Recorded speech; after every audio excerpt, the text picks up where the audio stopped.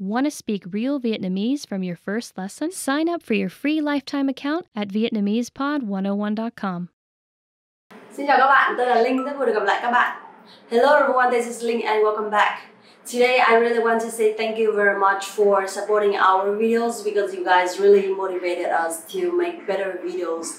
So summer is over and my favorite season is coming back. That's why today we will talk about 10 must-know autumn vocabulary. Are you ready? Let's go. Áo len, sweater. Okay, first one is áo len, sweater. Áo len. Basically, áo is shirt and len is wool. So áo len is the shirt made by wool. But if you talk about sweater in general, you can just say áo len. Everybody has it, and especially in Hanoi, you can easily find it because Hanoi's autumn is awesome. So, in sentence, mẹ mua cho tôi một chiếc áo len. My mom bought me a sweater. Mẹ mua cho tôi một chiếc áo len.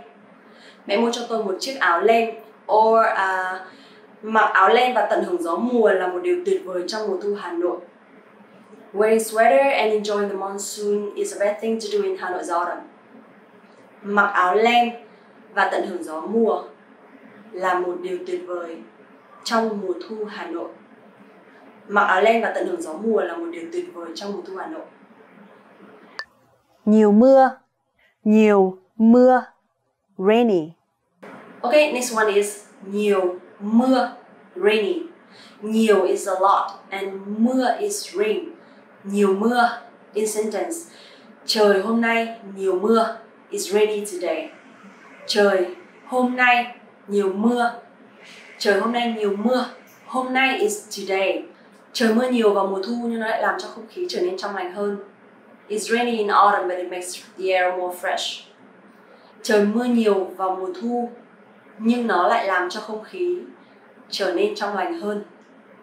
Trời mưa nhiều vào mùa thu nhưng nó lại làm cho không khí trở nên trong lành hơn. Nhiều gió, windy. Okay, next one is nhiều gió, windy. Nhiều gió. Nhiều is a lot and gió is wind. So, nhiều gió, windy. In sentence, ngày mai trời sẽ có nhiều gió. It will be windy tomorrow. Ngày mai trời sẽ có nhiều gió. Ngày mai trời sẽ có nhiều gió. And hôm qua is yesterday. Hôm nay is today. And ngày mai is tomorrow. Hôm qua, hôm nay, ngày mai. And one more thing, in Vietnamese actually we don't have future simple or future continuous or future perfect. Only one word sẽ you put before the verb, then it's going to represent for all future tenses. For example, sẽ ăn, will eat, or sẽ học, will study. So remember, easy, right? Another one, mình thích lái xe trong trời thu và tận hưởng những ngày nhiều gió. I like driving in autumn and enjoy the windy days. Mình thích lái xe trong trời thu và tận hưởng những ngày nhiều gió. Mình thích lái xe trong trời thu và tận hưởng những ngày nhiều gió. Mùa thu, autumn. Okay, next one is mùa thu, autumn. Mùa thu. Of course, we are talking about autumn. We have to talk about autumn in Vietnamese. Mùa is season and thu is autumn. So in Vietnamese, if you talk about the season, we have to put the word mùa before the season. So mùa thu is autumn, mùa hạ is summer, mùa xuân is spring, and mùa đông is winter. Remember? Mùa thu. Okay, in sentence, mùa thu là mùa tôi thích nhất trong năm. Autumn is my most favorite season in the year. Mùa thu là mùa tôi thích nhất trong năm. Mùa thu là mùa tôi thích nhất trong năm. Or in another one, tôi cảm thấy may mắn vì được sinh ra vào mùa thu, vì đó là mùa đẹp nhất trong năm. I feel lucky to be born in the fall because it's the most beautiful season in the year. Tôi cảm thấy may mắn vì được sinh ra vào mùa thu, vì đó là mùa đẹp nhất trong năm. Lạnh, cold. Okay, next one is lạnh, Simple. It's just one word, like. But you have to pronounce a little bit strong because this tone is pretty strong and heavy. So like is not lạnh or lạnh, but like. Okay, in sentence. Hôm nay trời hơi lạnh. It's a little bit cold today. Hôm nay trời hơi lạnh. Hôm nay trời hơi lạnh. Okay, so in Vietnamese you can just put the word hơi to talk about something is pretty plus adjective or it's quite adjective. So for example, hơi lạnh is pretty cold, or hơi nóng is pretty hot, or tôi hơi đói, I'm a little bit hungry, or tôi hơi khát, I'm a little bit thirsty. So just remember one word only. Hơi is pretty or is quite something. Remember? Hôm nay trời hơi lạnh. It's a little bit cold today. Or another sentence. Trời trở lạnh rồi, cậu nhớ mặc ấm. It's getting cold. Don't forget to dress warm. Trời trở lạnh rồi, cậu nhớ mặc ấm. Trời trở lạnh rồi, cậu nhớ mặc ấm. Hạt rẻ. Hạt rẻ. Chestnut. Okay, next one is hạt rẻ. It's really popular in Hanoi, especially in autumn, because they make it sometimes with butter or honey, and it's really warm, and in Hanoi it's this big. So sometimes it's really, really tasty and really good to eat it in autumn. So in sentence, you can say, em gái tôi rất thích ăn hạt rẻ. My younger sister like eating chestnut a lot. Em gái tôi rất thích ăn hạt rẻ. Em gái tôi rất thích ăn hạt rẻ. Hạt rẻ, chestnut. Hạt rẻ. Lá rụng. Lá rụng. Falling leaves. Lá rụng, falling leaves. Lá rụng. Okay, next one is lá rụng. Lá is leaf and falling is rụng.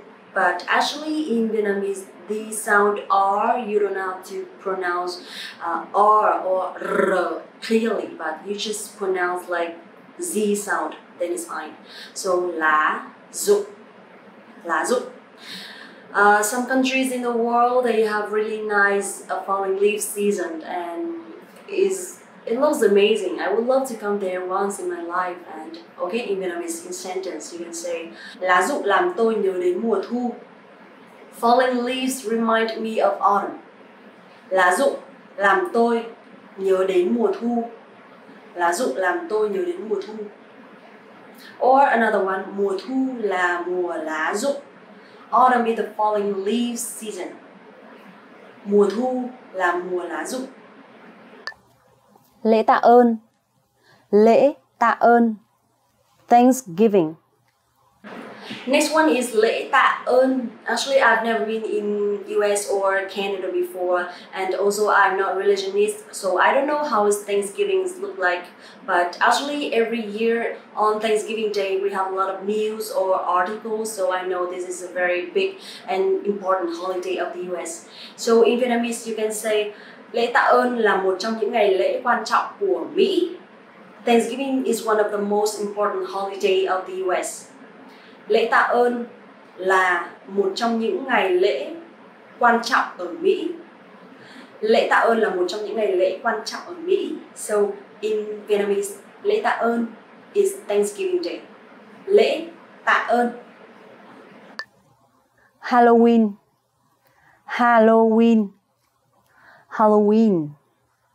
Okay, next one is Halloween, but actually in Vietnamese we don't have the specific word for this. It's still Halloween. And this one is not our culture as well as holiday, but actually lately a lot of foreigners living and working in Vietnam, so we have a lot of activities for this. And that's why kids really enjoy Halloween. So in Vietnamese you can ask, bạn có thích Halloween không? Do you like Halloween? Bạn có thích Halloween không? Bạn có thích Halloween không? Easy, right? Lá. Leaf. In Vietnamese, we don't have different words for leaf and leaves. So it's still lá. So don't forget, this one is different. In sentence, you can say, mùa lá đỏ ở Nhật rất đẹp. The red leaf season in Japan is so beautiful. Mùa lá đỏ ở Nhật rất đẹp. Mùa lá đỏ ở Nhật rất đẹp. Okay guys, we just said 10 must know all the vocabulary and I hope you enjoy it. So if you want to learn anything else in Vietnamese, you can just request here in the comment below. And if you have any recommendation or suggestions for any topics, you can just leave a comment. So don't forget to like the video, subscribe the channel and visit the website VietnamesePod101.com to learn more Vietnamese with us. I'm Ling and thank you so much for watching the video and see you next time.